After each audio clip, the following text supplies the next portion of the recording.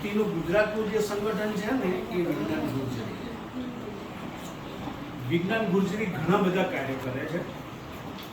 એનું એક કામ એ છે કે જે સ્વદેશી વિજ્ઞાન છે એ સ્વદેશી વિજ્ઞાનને લોકો સુધી પહોંચાડે છે. એક કાર્ય છે એનું સ્ત્રી જાગૃતિકરણ.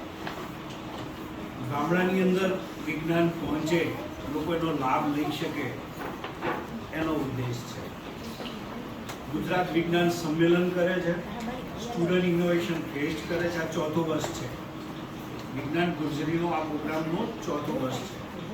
2 વર્ષ તો ખ્યાલ જ નથી. અમે 4 વર્ષથી જોડાયેલા છીએ એની અંદર, પણ ગયા વર્ષથી ખબર પડી છે. ગયા વર્ષે પણ એમાં જોડાયો હતો. તો ગયા વર્ષે એવું નક્કી થયું હતું કે 10મી ઓગસ્ટ એક જ દિવસ માટે પ્રોગ્રામ કરવાના, અને એ દિવસે આખા ગુજરાતમાં 361 પ્રોગ્રામો થયા. એક જ દિવસમાં 361 પ્રોગ્રામ થયા. એ પૈકી પાટણ જિલ્લામાંથી હું એક જ હતો ઇનોવેશન ફેસ્ટની અંદર, અને મેં અહીંયા 4મી ઓગસ્ટે જોડાયો અને 10મી ઓગસ્ટે રાધનપુર સરસ્વતી કન્યા વિદ્યાલયમાં કાર્યક્રમ કર્યો ઇનોવેશન ફેસ્ટમાં. એટલે 361 પ્રોગ્રામ પૈકીનો એ પ્રોગ્રામ એક હતો, અને એનો ઇન્ડિયા બુક ઓફ રેકોર્ડમાં નોંધ પડી. અને જેટલા તજજ્ઞો હતા બધાને એનું સર્ટિફિકેટ મળ્યું, એનો મેડલ પણ આપવામાં આવ્યો દરેકને.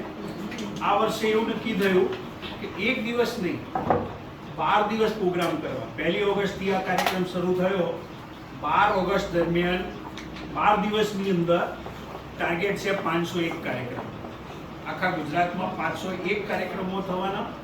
501 તજજ્ઞો જુદી જુદી સંસ્થાઓમાં કાર્યક્રમ આપવાના.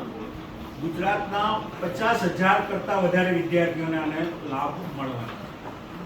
પાટણ જિલ્લાની અંદર મારી નોંધ પ્રમાણે, કારણ કે પાટણ જિલ્લાનું કોર્ડિનેશન કરું છું, મારી નોંધ પ્રમાણે 10 તજજ્ઞો જે છે એ કાર્યક્રમની અંદર જોડાયા છે.